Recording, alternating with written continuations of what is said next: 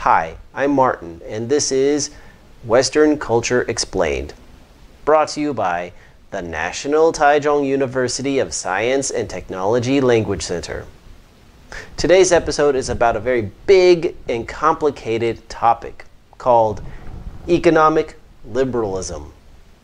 Now, this is a kind of economic philosophy, and it's very difficult to explain in simple English, but I will try my best. If you still have questions or if you still don't understand after watching this video, I highly recommend that you consult your economics professor to ask more questions.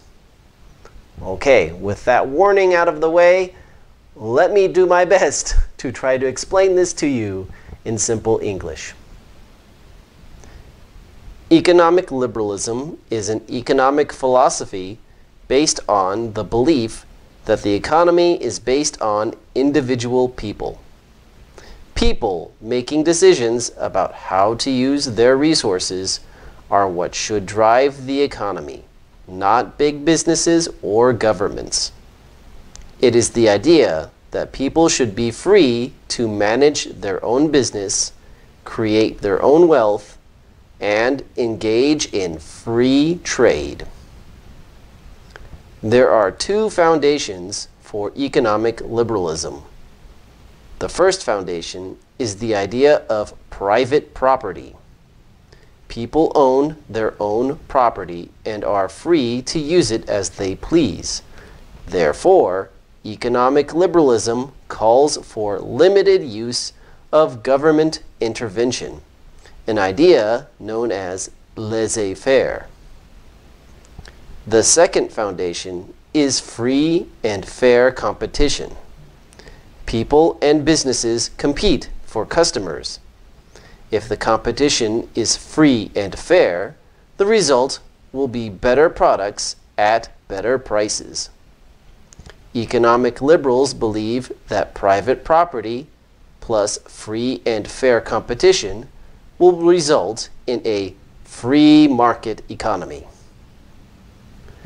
The origins of economic liberalism go back 300 years to the Enlightenment. In 1776, a man named Adam Smith wrote a book called An Inquiry into the Nature and Causes of the Wealth of Nations.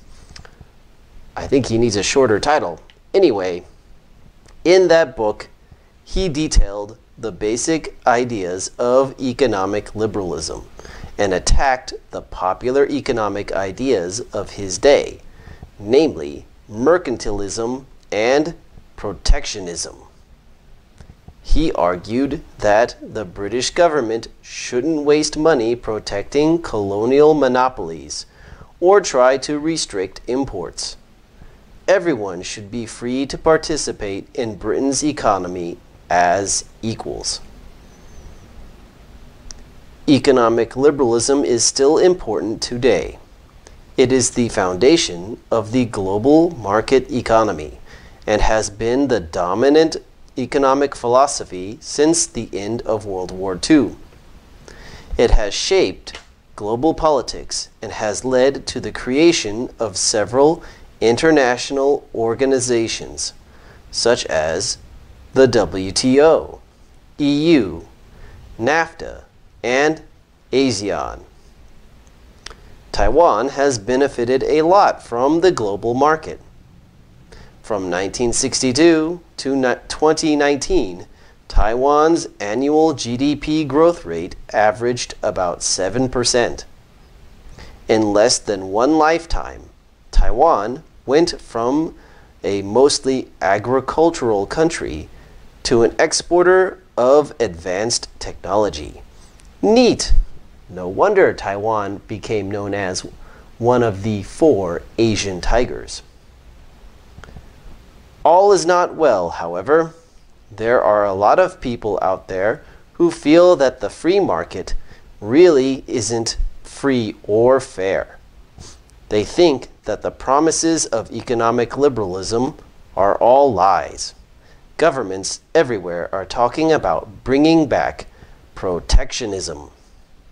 Protectionism means using tariffs and other barriers to protect local industry from foreign competition. The US and China are currently imposing tariffs on imports in an effort to weaken each other's economies, a situation known as a trade war. People everywhere, but especially in Western countries, are complaining about the failures of the free market. Clearly, something needs to change. But what? Will economic liberalism survive the next 10 years? It's up to you to find the answers.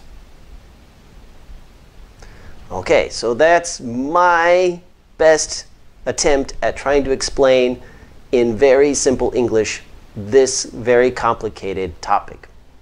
And again, I want to encourage all of you to ask your economics professor for more details. I'm sure they can explain it better than I can. Well, that's it for today. I hope to see you all again next time. Bye-bye.